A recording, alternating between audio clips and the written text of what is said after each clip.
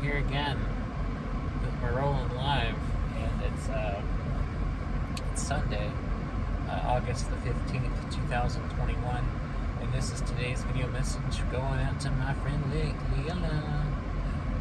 Lilla in the house. A friend of mine who lives around and around the world while lying lonely while I live, and for most of my life I've lived in the state of Oklahoma. As I'm sure, no doubt, you can tell from my accent. Today's video message for you, Lilla, is since I talked yesterday about unpopular opinions I have on music, today I decided to discuss popular opinions I have on music.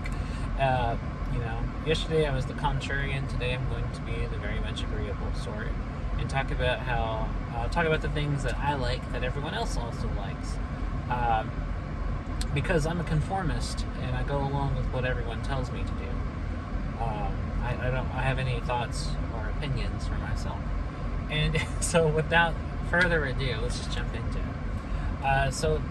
Artists or bands that I like that everyone else likes, just to name off a bunch, in no particular order.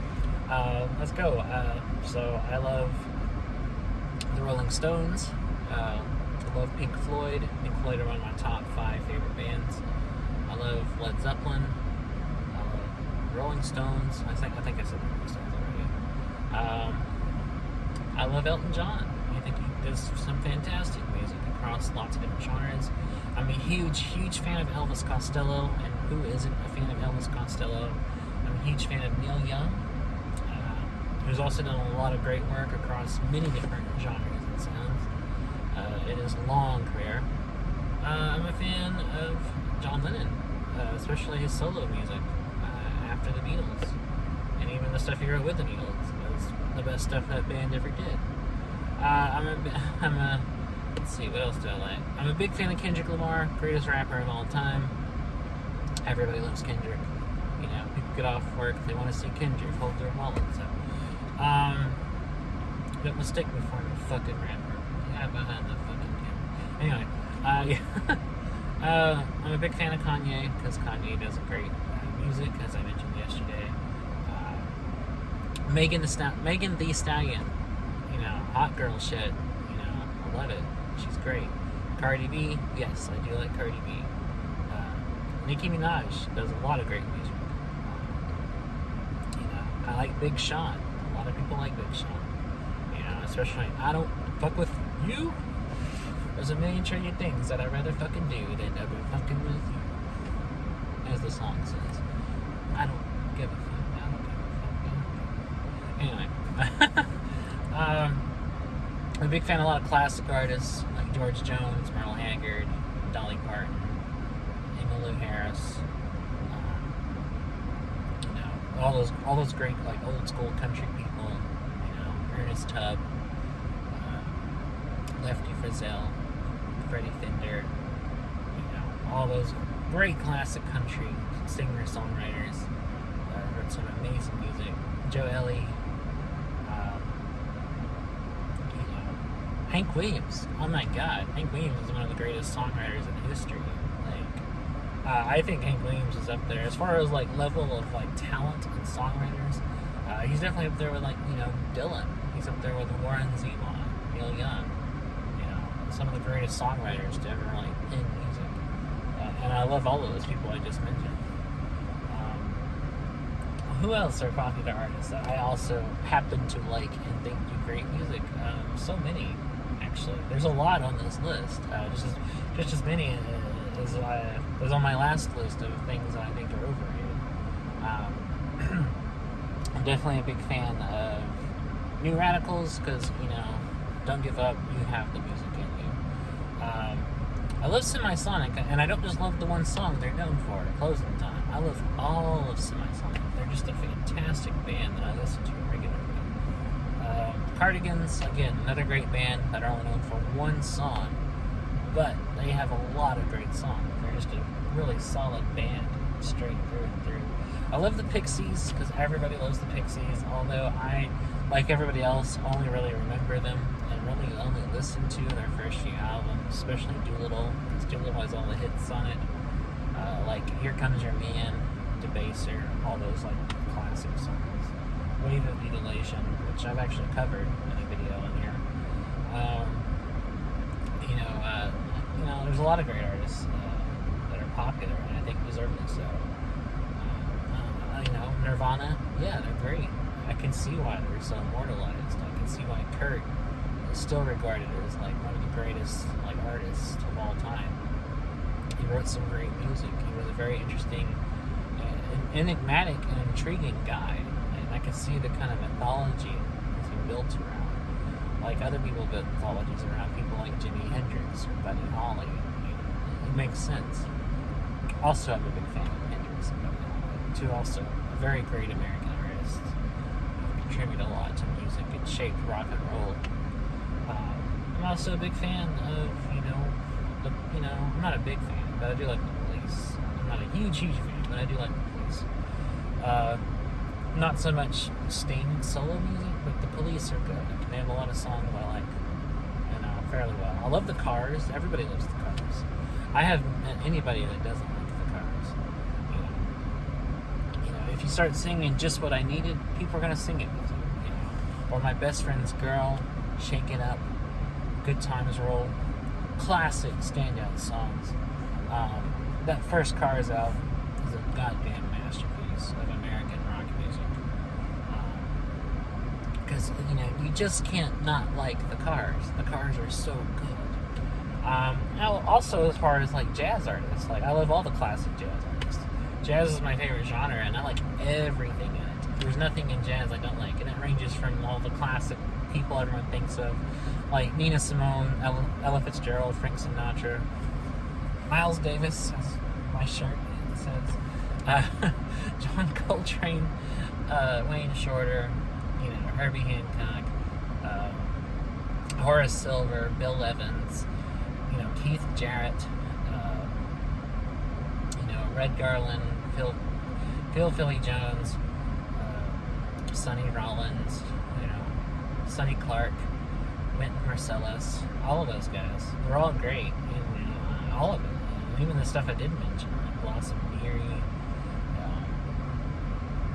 Now I'm drawing a blank. I went through all those names, now I'm drawing a blank.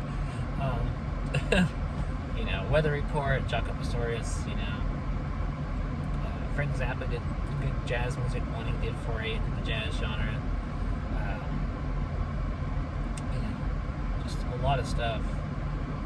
Jeff Beck, not primarily known as a jazz guy, did a couple of solid jazz albums in the 70s called Blow by Blow, and I can't think of the other one. What was the other album? Was it Blue Wind or something? They're both good albums.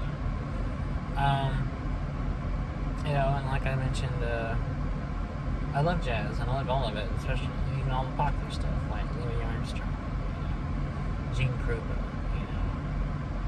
Glenn Miller, Artie Shaw, all those guys.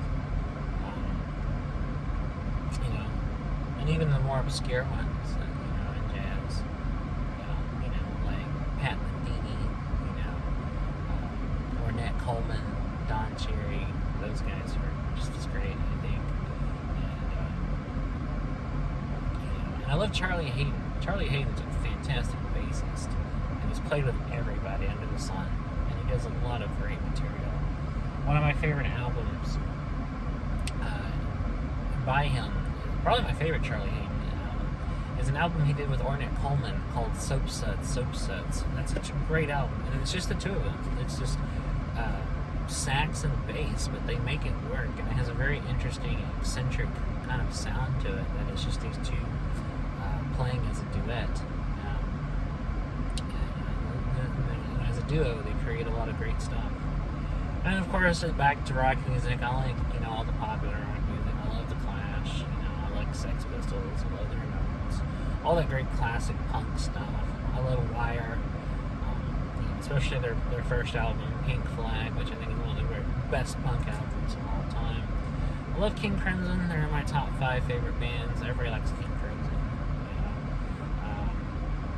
I like Emerson, Lake and Palmer. Everybody likes Emerson, Lake and Palmer.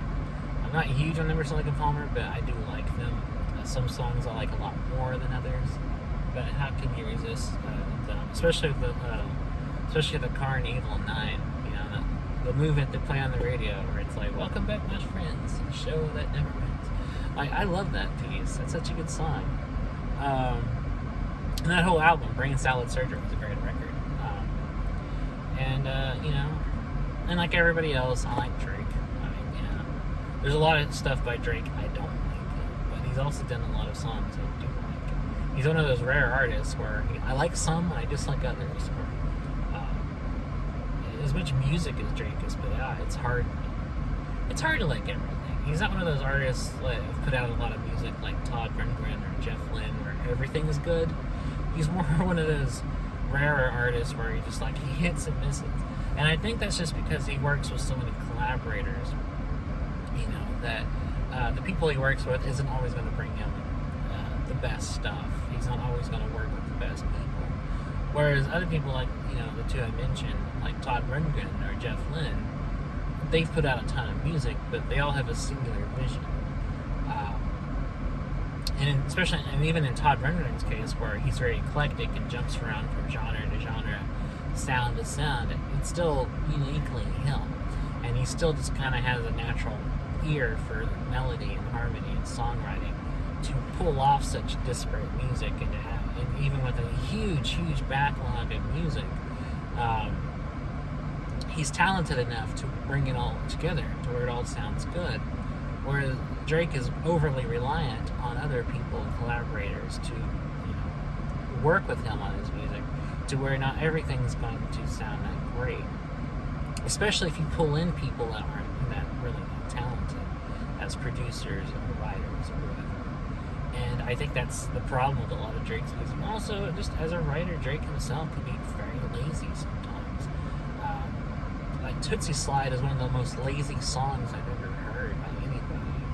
And I wasn't surprised it was a hit because, goddamn, Drake's like the biggest artist in history as far as sales and plays on streaming. Like he owns the charts, and he has for the last decade. And I don't think that's ever going to stop soon. I think eventually he'll topple off. But I know for the foreseeable future, he's going to own the charts.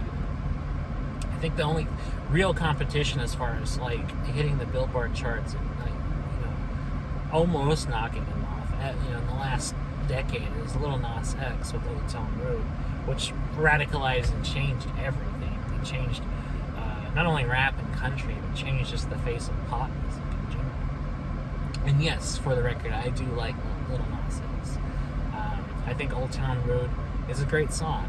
And I like the other stuff he's put out since then, like Call Me By Your Name, which is also a great song, with a fantastic video with some great imagery in it.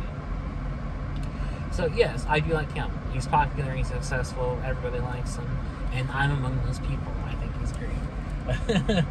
And you know, he's a great indicator for that. Not all new hip hop is mumble rap. Not all of it's terrible. At the rise of mumble rap and really atrocious artists like Lil Pump or 6ix9ine just really made me afraid for a while there about the future of hip hop. But you know, when we still got artists like Kendrick doing great music, and we still have new up and comers like Lil Nas X, it makes me feel much better about the future of rap music and the future of pop music at that. And speaking of pop, yes, I like most of the pop singers that everybody likes. I love Dua Lipa. I listened to her first album constantly back when it first came out. I still listen to her stuff regularly. Yes, I love Charli XCX. She's done some of the greatest stuff I've ever heard in pop music. And she's still pretty innovative and experimental for somebody who is in pop music. And I love her artistic vision. I love Lady Gaga because she's fucking phenomenal. Like, it's impossible not to like Lady Gaga. You have to have like either zero taste in any kind of music to not like her, an aversion to melody and catchy songs to not like her, or just kind of have to be like the biggest grouch in the universe not to like her. She's so good. She has a great voice. She's classically trained. She knows her shit as a musician. She actually has chops when she does play piano and stuff. You can tell there's a lot of talent there.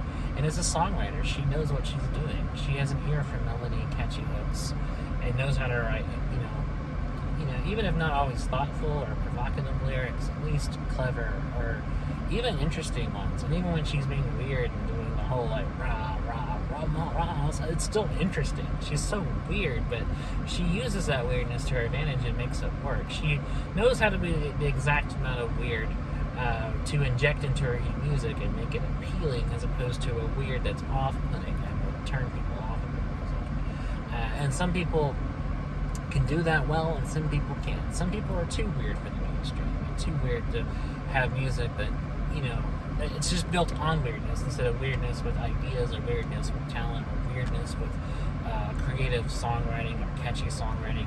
Because if you want to be weird, that's great, but you still have to know how to make it work in a songwriting context. You still have to know how to expertly put it into your music to where people still want to listen to it.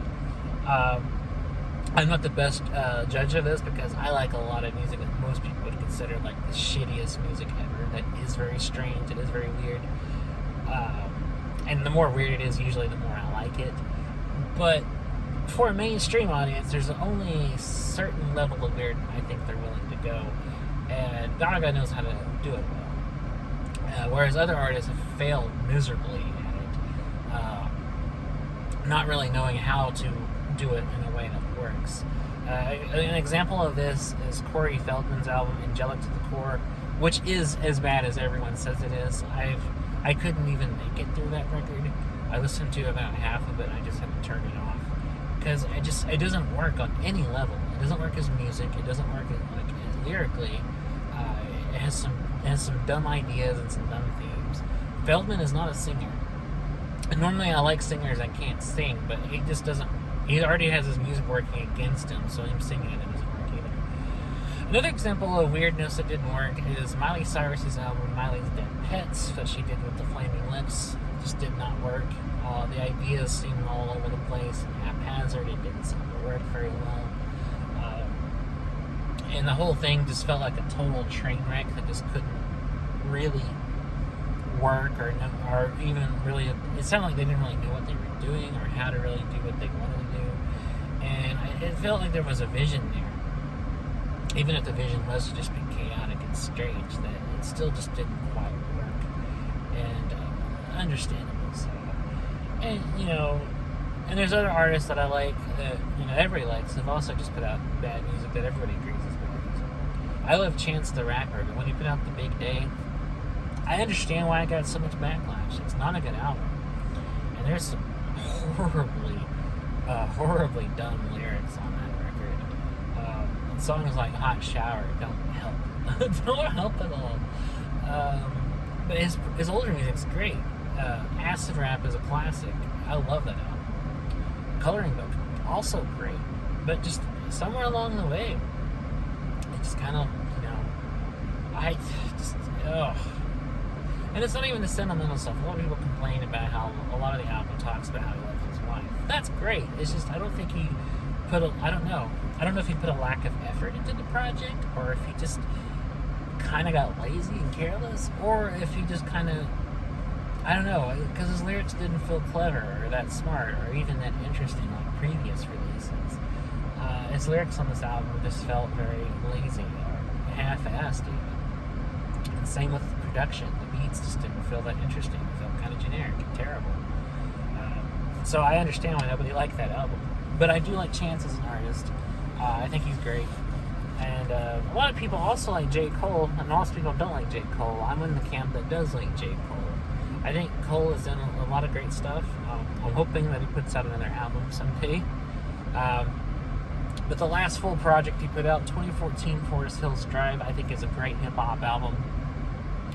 And I will die on that hill. I think it's a good album. There's nothing on that album I don't like. I think the music's great. I think the beats are great. Production is solid. His lyrics are great. Not only great, but very relatable. And he has a very good way of like wordplay and how he twists words and things. I think it's very good. As far as hip hop, I like Migos. Everybody likes Migos, and I can understand why.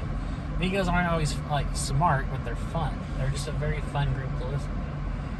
They have a lot of clever, interesting. They can be clever sometimes when they're not just being dumb or just throwing out rhymes that don't really connect very well with each other.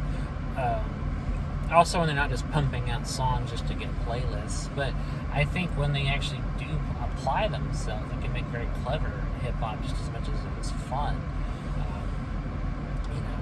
I like it when trap is not only cool, but trap is smart. And I like smart trap lyrics. Another artist I think does really good hip hop music and does very unique hip hop music that doesn't sound like anybody else is Travis Scott. Travis Scott does some great stuff. Especially the more further he goes, the more progressive and experimental his music gets. His last album, Astro World, was very interesting and had a lot of interesting changes in sounds and flows, and a lot of guest artists contributing a lot of great stuff. And that album just felt like everybody brought their A game to that project. And I get why it was so lauded when it came out. But yeah, I like a lot of stuff. I think people will probably be surprised I like, because usually my tastes run very counter to a lot of things. And also because my taste also is for all the mainstream stuff I just mentioned that I like, that everybody likes. I also like a lot of really weird experimental music. I like lo-fi, both the genre of hip hop lo-fi, but also lo-fi and sound fidelity lo-fi music. I love punk. I love hardcore punk. I also love the really harsh noise music, harsh noise rock. I love stuff like Sonic Youth. I love stuff like Boris. I love stuff like Melvins that are very aggressive, very in your face. I love Swans. Swans do a lot of great, very anti-commercial music, both in the sense of anti-commercial as a stance, and also anti-commercial as far as sound and what would appeal to a commercial audience.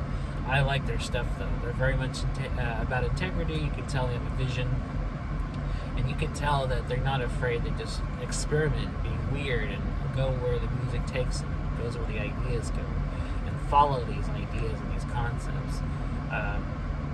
Albums like The Seer or To Be Kind, I think, are some of the best experimental rock ever released, and I think they're great.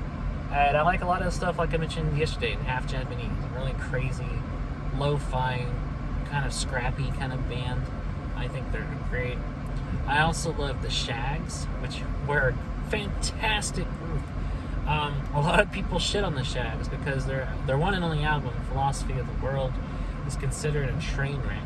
But considering the girls didn't know how to play any music, they weren't the best singers, and their music has a very sloppy, kind of raw sound because they didn't quite know how to play it. I love that. To me, it's perfect. I think that is kind of what rock music should aspire to, is to be pure expression. I think that's what all music should aspire to, is just pure expression. The Shags had no artifice. They did not try to be anything they weren't. They didn't even want to be anything they weren't. To them, they were just playing what music. They were playing what, to them, sounded like everything else coming out at the time. And mind you, this was the 1960s. So they were trying to play in the style of what was popular on the radio in the 60s. And even though they only had one album released in the 60s during their heyday, they've also had subsequent releases put out over the years of unreleased material. And I like that just as much. It contains songs like You're Something Special to Me, things like that. If you get a chance to listen to Philosophy of the World, I more than highly recommend it. It's not everyone's cup of tea. This is going into territory where some people like this and some people don't, kind of stuff. Like I mentioned, like the noise stuff, experimental stuff, Sonic Youth, Swans. These are going to be bands that appeal to some, but not to everyone else. Just to kind of give you an idea of how, even though I like a lot of commercial, mainstream, radio-friendly stuff, I like a lot of the complete opposite underground kind of stuff. And the Shags definitely firmly fit in this underground stuff. They were just a group of girls whose father pushed them into playing music, pushed them into releasing music, playing music, when they really, I think, even didn't have an interest in it. They had no aspirations to be musicians. They just did it because they were told to. And so the music on the album has a very loose sound. People shit on it and talk about what a terrible album it is, but I think it's great. There's a very authentic style to it. There's there's a sincerity to it. And I think, like I said, I think all music should be about that. All music should be about expression and sincerity and expressing how the person who's singing it or playing it feels. And that's exactly what the Shag's music is. It's just them being them. And I think that's fantastic. And all the best rock music was the band just being themselves, just writing and playing what they wanted to write and play. I think that's what good music is and should be. But yeah, people shit on Philosophy of the World and the Shags, but the Shags, I think, are great. They're aces in my book. I actually, a long time ago, did a couple of videos about the Shags, talking about them, why I like them, and why I think they're so good. It was called The Best Bands No One Ever Heard Of, which I kind of think is still true even now. They are kind of like the best band that flies under everybody's radar. Or if they're brought on just to be kind of a punchline, kind of a target to be ridiculed and mocked. Same thing with other artists that did more kind of weirder, less mainstream, or should I say completely non-mainstream, completely underground kind of music that people just laugh at because it doesn't fit the standards of what's considered acceptable or radio friendly. Like artists like Captain Beefheart, whose album Trout Mask Replica is, I think, one of the greatest albums ever made. But when you listen to that album, it's not radio friendly. It's not commercial by any means. It doesn't even conform to the standards of traditional verse, chorus, verse structured music. It's a very raw, free-form, anything goes kind of sound where each instrument sounds like it's almost working against each other as opposed with each other to form these songs. And Captain Beefheart's vocals range from really growling, kind of screaming, to shouting, to kind of just very loose cannon kind of feel to it. It's very great. I love Captain Beefheart. But when people talk about artists like Captain Beefheart and stuff, artists that were purely about expression as opposed to commercial aims, or wanted to write and play music that fit the traditional mood, people ridicule it. And I don't think that's fair because their goal wasn't to be commercial or to sound like everybody else or to sound like what we expect music to sound like. Their goal was to be creative and expressive and even go against the grain and see what they can push creatively wise and see what they can tap into and push music. I like artists that I don't only just do regular music well, but I like artists that do kind of strange music to the point where the object is to push creatively the boundary and see where it goes. And I like both. I'm not picky. I like, as much as the many artists I talked about yesterday I don't like, I am not picky. I like a lot of different kinds of music. I like everything from hip-hop to show tunes, ska, reggae, classical music, or classical, but since we lump all many different kinds of periods and stuff with a good style. I don't think most people know the difference between like the classical period and the Baroque period. But, I just use the umbrella term classical music. And I like all that. I love jazz, I love fusion, I love rock music, I love disco, I love punk, I love funk, like Sly and the Family Stone. So many good stuff. I love classic country. I like pop music. I like a lot of different stuff. I like hip hop. I like R&B. There's a lot of great stuff out there. And just because I listen to a lot of more kind of harsher experimental music doesn't mean I don't have an ear and a liking for conventional stuff too. I can bump Hotel California just as easily as I can bump something really weird like American Football, which is a good band and a good album. I love American Football; they're so good. Or even something more off the beaten path than American Football, like something like something really weird out there, like I can't even think, like Mersbo or something, or Swans. Who else? Who are some? Or Jandek does some weird ass shit. I love Jandek. If you don't know, Jandek is this guy from Texas. He's done a lot of music, and he plays like a very strange kind of blues-inspired music that's very kind of almost structureless. And his first album was played on a very, very out-of-tune guitar. It gives it a very interesting album. It gives it a very interesting sound. His first album was called Ready for the Home, and it has a lot of interesting stuff on it. And that's definitely not kind of the complete opposite of the music, not only the 70s when it came out, but now. Doesn't sound like anything else ever. But yeah, I like a lot of different stuff, as you can tell. And so I'm not completely contrarian. I like pop stuff. I like radio-friendly stuff. I like catchy stuff. I like stuff you can dance to. Just as much as I like stuff that's meant to be more cerebral or more introspective, more just kind of weird and chaotic and out there. I like all that stuff too. It just depends on what it is, and also a lot of it depends on my mood. Like, I go through moods where I want to listen to certain things. So wherever my mood goes, that's where my music, interest at that moment. And one day I may want to listen to Ramones, and the next day maybe I want to listen to the Beach Boys, and the day after that maybe I want to listen to Megan Thee Stallion, and the day after that maybe I want to listen to John Williams soundtracks. The day after that maybe I want to listen to Herbie Hancock. And the day after that maybe I want to listen to like old-time gospel music, because yes, I do like old-time gospel music. Me, an atheist, likes old-time gospel music. Why? Because I love old-timey music. I do. I love folk music. I love classic country. I like, the kind of country western songs of the 30s and 40s. I love stuff like that. I love Appalachian music.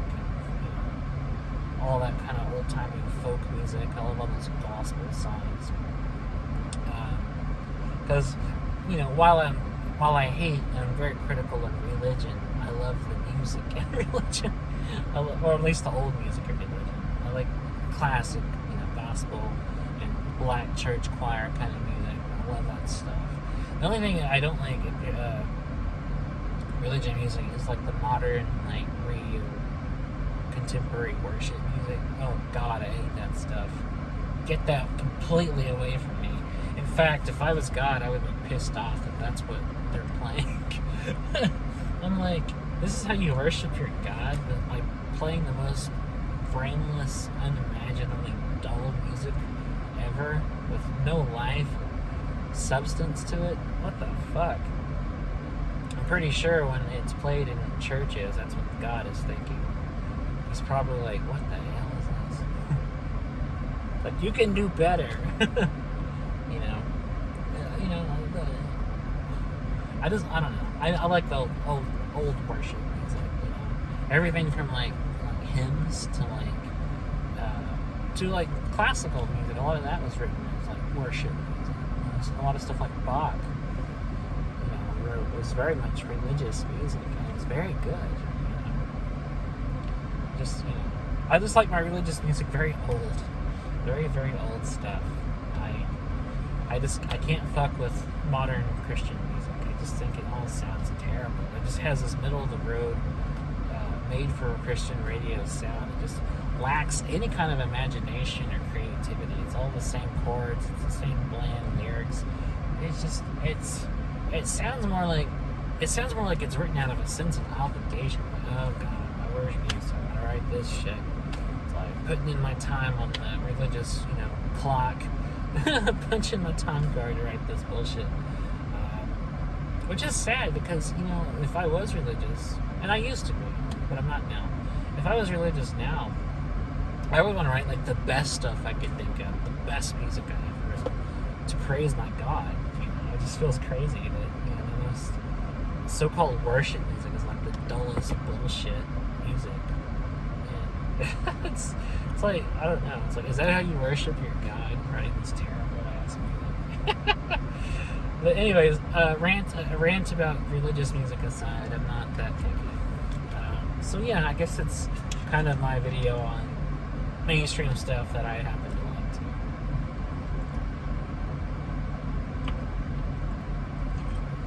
If you made it this far, I appreciate you watching, and I hope to see you again soon, Lilla.